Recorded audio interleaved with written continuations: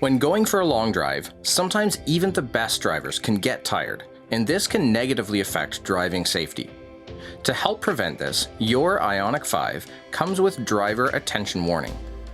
Using a variety of vehicle sensors, including the windshield camera, your Ioniq 5 analyzes driving patterns and driving time, and if needed, will recommend to the driver that it may be time to take a break.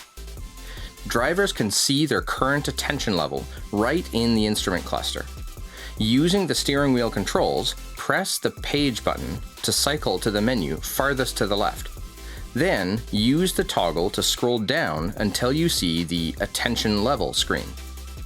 This gives the driver an attention level from low to high and shows the time since the last break.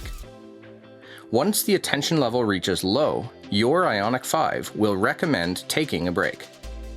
Another helpful feature within driver attention warning is the leading vehicle departure alert.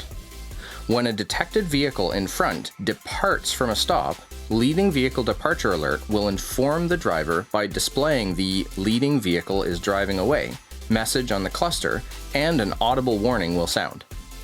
For more information on this and many other available features, please refer to your Hyundai Ioniq 5 owner's manual.